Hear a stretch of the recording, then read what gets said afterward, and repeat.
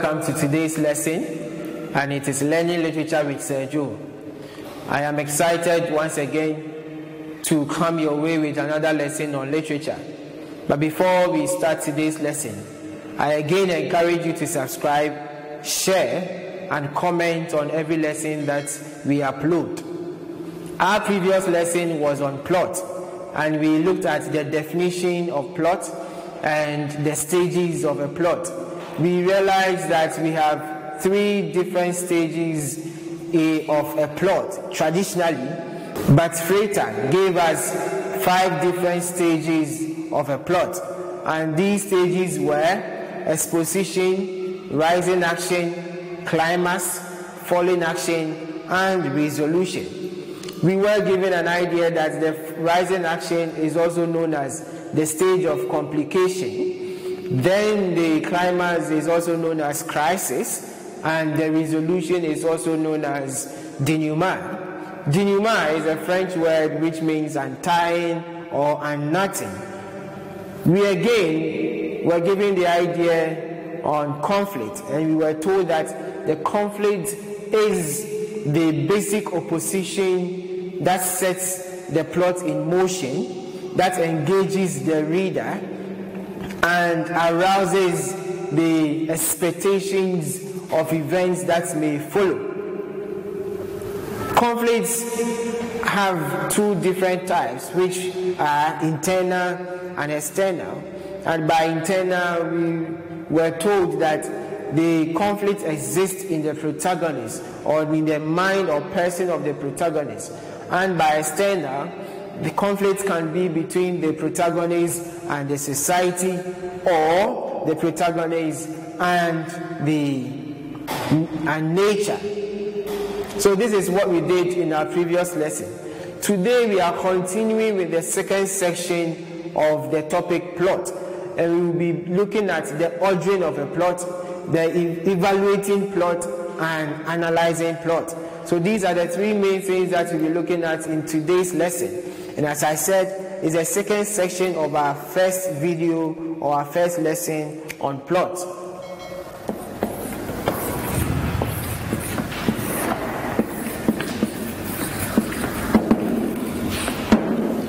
So we start with the ordering of plot. Plot is ordered in a chronological sequence or chronological manner.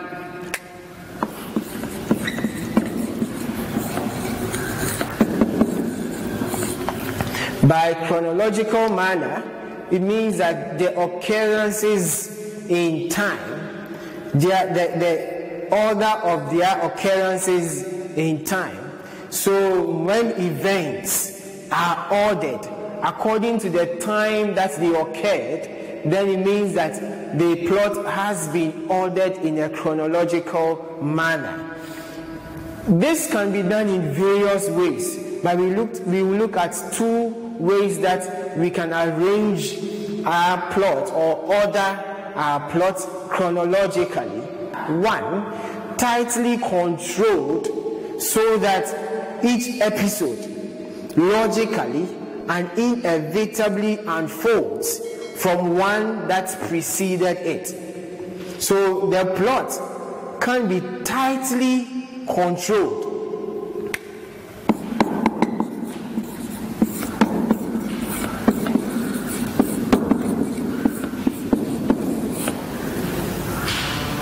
So the plot can be tightly controlled in that the episode, or so that the episode can logically and inevitably unfold from one that preceded it. So there is no way for the introduction of another plot or a subplot. This is tightly done by the writer. Or the plot can be loose, relaxed, or episodic.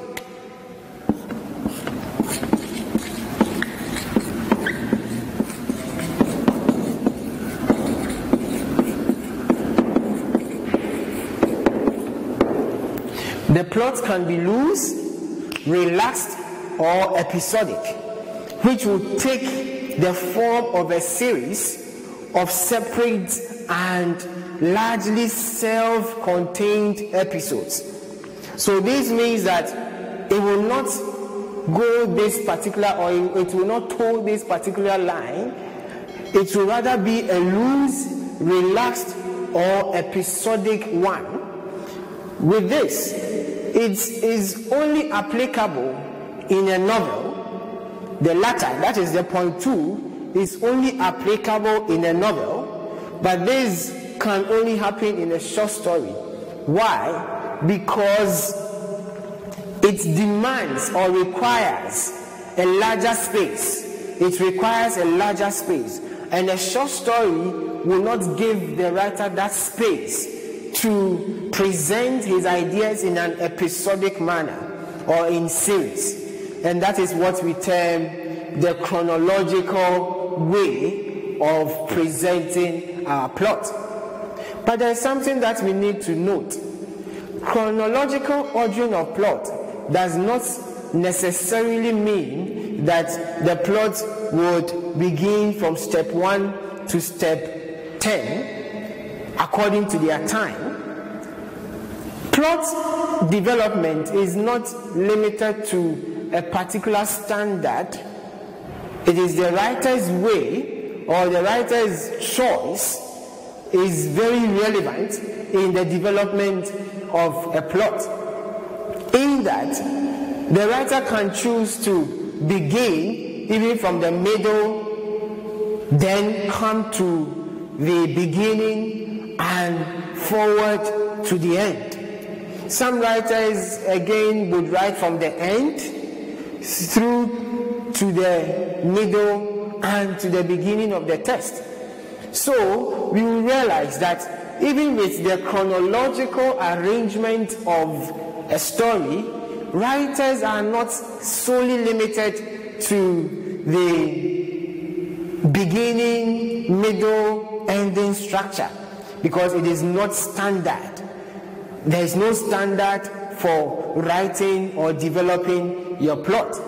And that this becomes a challenge, or this becomes a way of interrupting the chronological arrangement of a plot.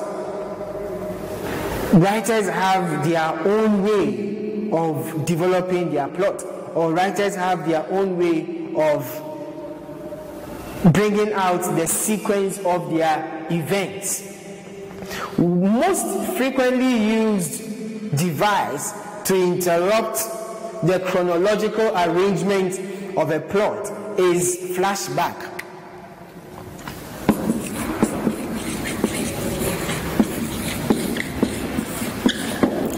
So a flashback is a frequently used device to interrupt the chronological arrangement of a plot. And flashback, as we know, is a recollection of events or periods or dreams or situations of a character, which sometimes even happened before the beginning of the plot. So it is basically the flashback that is mostly used to interrupt the chronological arrangement of a plot. And as I said, there are numerous ways that we can develop a plot, and writers are not restricted or limited to a particular standard. Now let's look at evaluating a plot. How do we evaluate a plot?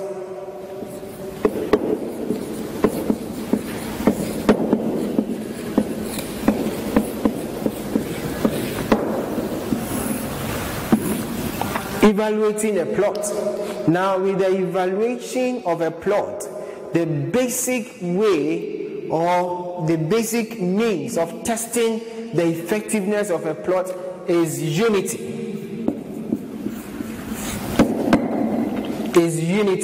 By unity, we simply mean that the degree to which each episode bears in some necessary and logical way upon the resolution of the initial conflict.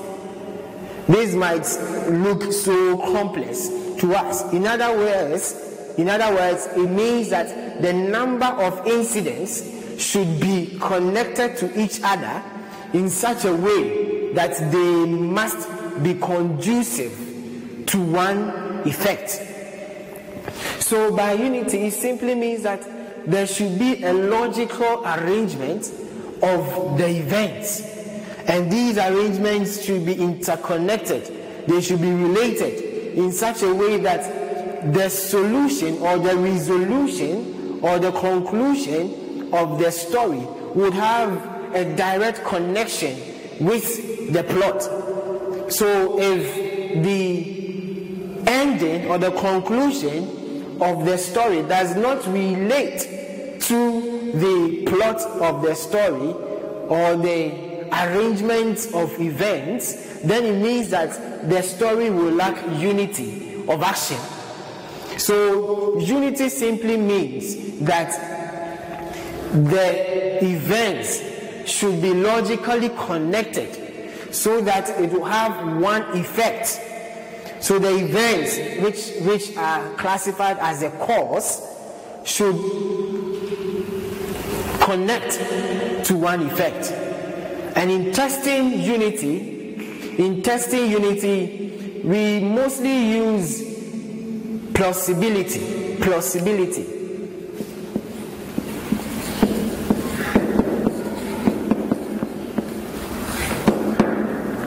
In testing unity, we mostly use plausibility. How plausible is the plot, or how plausible is the concluding part of your story?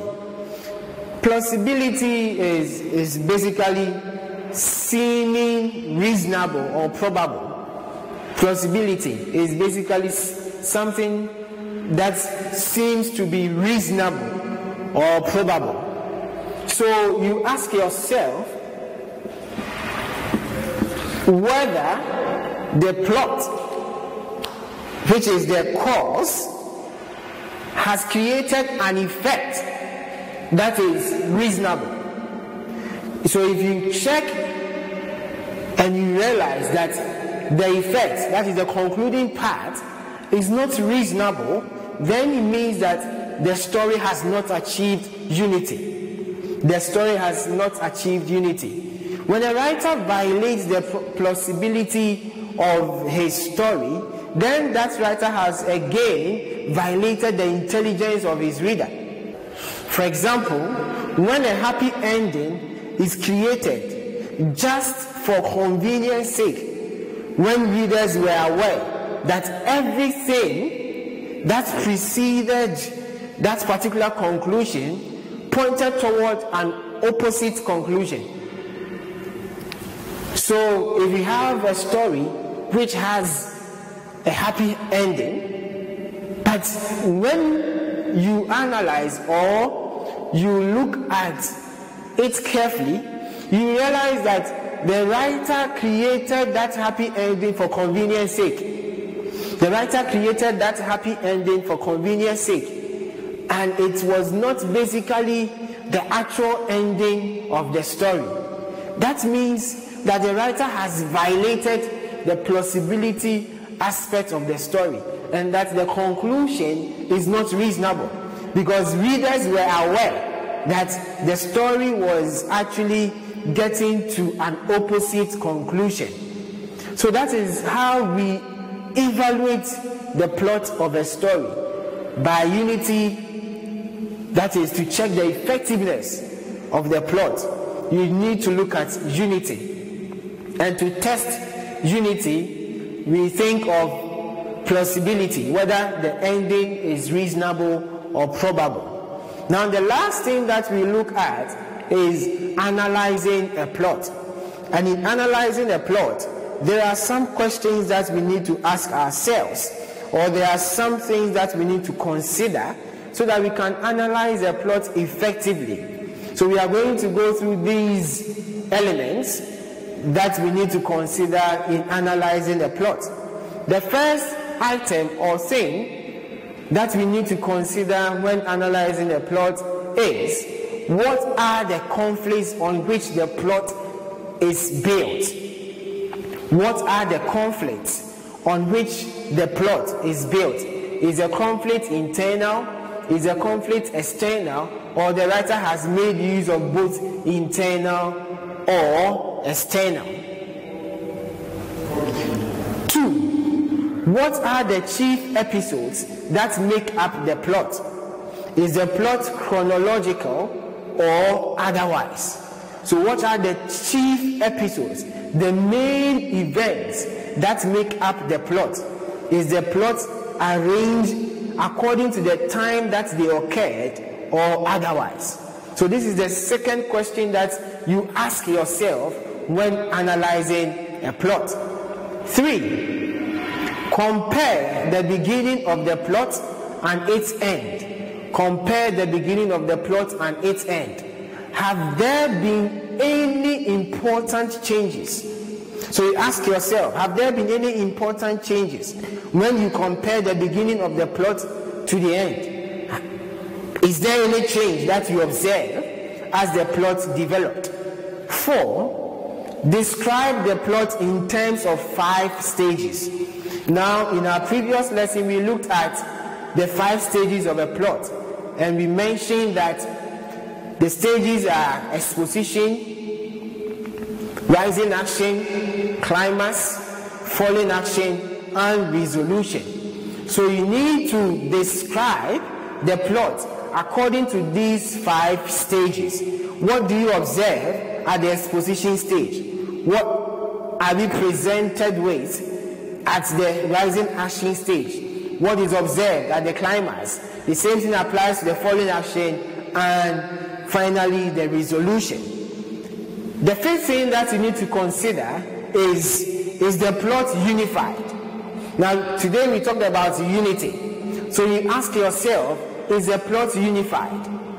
Does the plot present events that have connections with each other or one another and creates one effect? Is there any unity that exists in action? Is there any unity that exists in the sequence of events?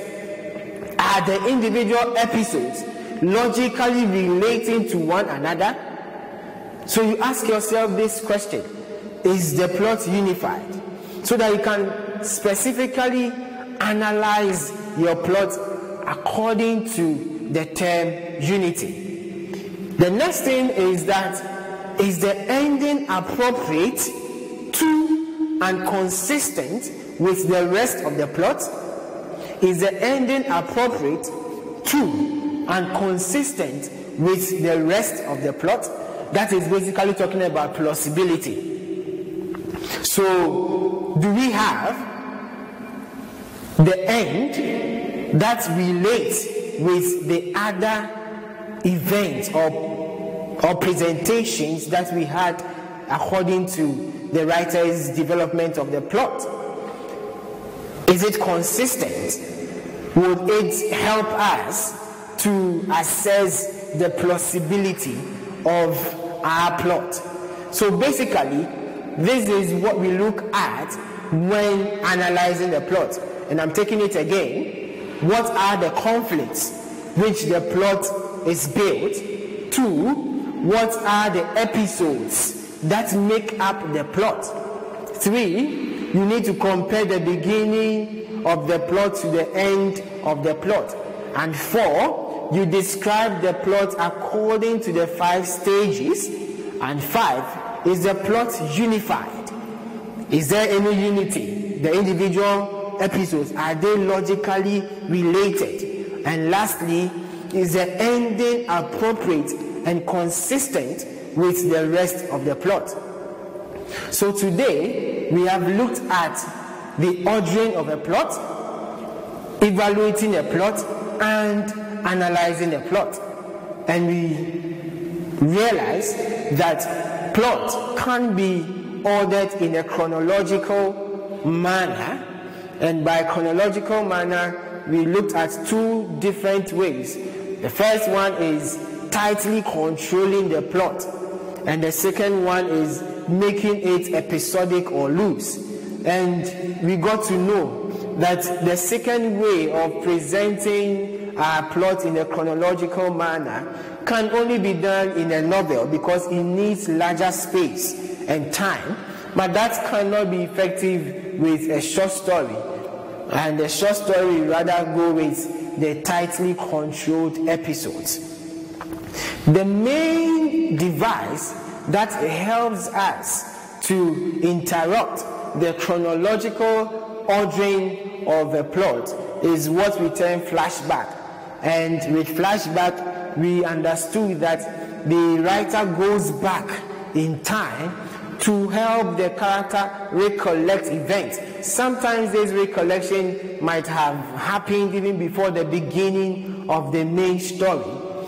Again, we were told that the chronological arrangement of a story or a plot is not specifically moving from stage 1 to stage 2, stage 3 to the infinity, but rather it is the writer's choice, the writer's own way of presenting his development, in that the writer has no standard as a requirement. So the writer chooses how to develop his plot, and it means the writer can start from the middle or even the end, and not necessarily the beginning of the story.